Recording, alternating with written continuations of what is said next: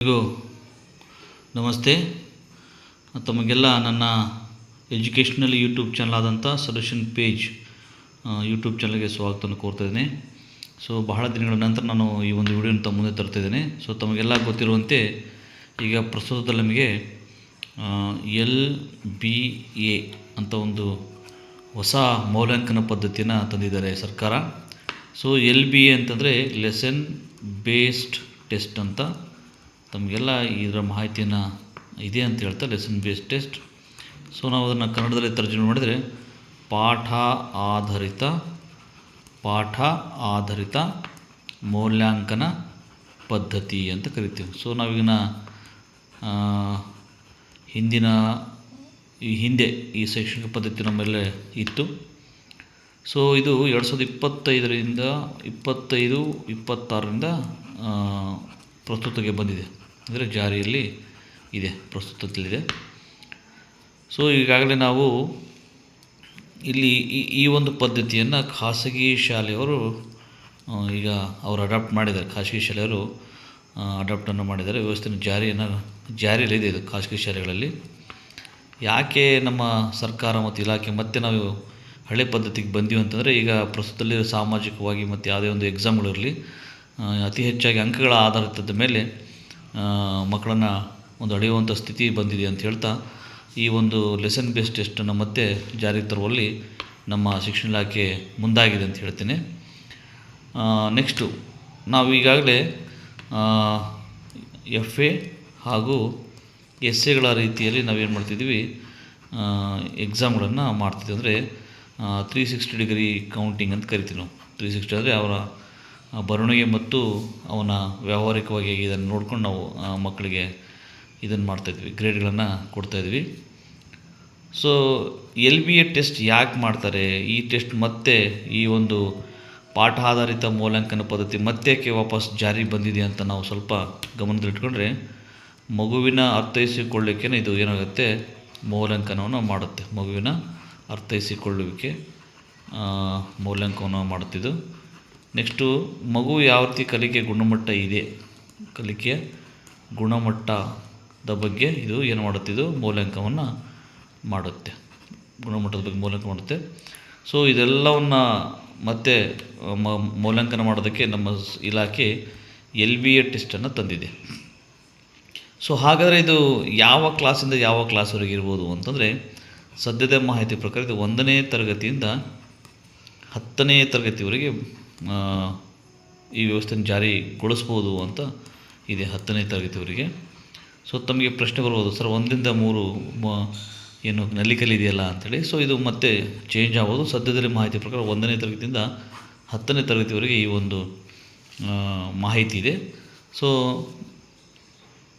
So ನಮಗಿದೆಲ್ಲ ನೋಡ್ಕೊಂಡು ನಮಗೊಂದು ಪ್ರಶ್ನೆ ಬರ್ಬೋದು, ಹಾಗಾದರೆ ಇದು LBA ಟೆಸ್ಟ್ ಅಂತ ಇರುತ್ತೆ. ಪ್ರತಿ ಪಾಠ ಆದ ತಕ್ಷಣ ನಾವೇನೋದು ಪಾಠ ಆಧಾರಿತ ಮೌಲ್ಯಾಂಕನ ಪದ್ಧತಿಯನ್ನು ಮಾಡಬೇಕು, ಮೌಲ್ಯಾಂಕನ ಮಾಡಬೇಕಂದ್ರೆ ಇದರದ್ದು ಕ್ವಶನ್ ಪೇಪರ್ ಯಾರು ಕೊಡ್ಬೋದು ಅಂತಂದರೆ, ಇದರ ಕ್ವಶನ್ ಪೇಪರು DSC-RT ಅವರು ಸರಬರಾಜು ಮಾಡ್ತಾರೆ.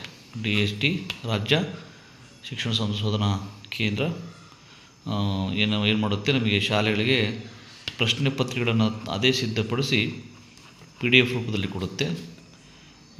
ನಾವು ಆ PDFಗಳನ್ನು ತೆಗೆದುಕೊಂಡು ಮಕ್ಕಳಿಗೆ ನಾವು ಮೌಲ್ಯಾಂಕನವನ್ನು ಮಾಡ್ಬೋದು. ಸೊ ಇದು ಒಂದು ಅಲ್ಲಿಂದ ಬಂದಂಥ ಅಂಕಗಳಿದೆಯಲ್ಲ, ಮಕ್ಕಳು ತೆಗೆದುಕೊಂಡ ಅಂಕಗಳನ್ನು SATSನಲ್ಲಿ ನಾವೇನು ಮಾಡೋದು, ಅಪ್ಲೋಡ್ ಮಾಡ್ಬೋದು. ಸೊ ಇಲ್ಲಿ ಅಂಕಗಳನ್ನು ತಂದಿರಿ ಸರ್, ಮತ್ತು ನಾವು ಈಗ STSಲ್ಲಿ ಗ್ರೇಡ್ಗಳಿದಾವಲ್ಲ ಅಂತೇಳಿ, ಸೊ ಈ ಅಂಕಗಳನ್ನು ಮತ್ತೆ ನಾವು ಗ್ರೇಡಾಗಿ ಕನ್ವರ್ಟ್ ಮಾಡಿಕೊಂಡು ನಾವೇನು ಮಾಡೋದು, SATSನಲ್ಲಿ ಇದನ್ನು ಅಪ್ಲೋಡ್ ಮಾಡ್ಬೋದು ಅಂತ. ನೆಕ್ಸ್ಟು ನಮಗೆ ಎಷ್ಟು ಶಾಲೆಗಳು ಬರ್ತವೆ ಈ LBA ಟೆಸ್ಟ್ ಅಡಿಯಲ್ಲಿ ಎಷ್ಟು ಶಾಲೆಗಳು ಅಡಾಪ್ಟ್ ಆಗ್ತವೆ ಅಂದರೆ, ನಮ್ಮ ರಾಜ್ಯದಲ್ಲಿ 46,757 ಶಾಲೆಗಳಿದ್ದು 42,992,000 ಮಕ್ಕಳು ಈ LBA ಟೆಸ್ಟಿಗೆ ಏನು ಮಾಡ್ತಾರೆ, ವ್ಯವಸ್ಥೆಗೆ ಜಾರಿಗೆ ಬರ್ತಾರೆ ಅವರು.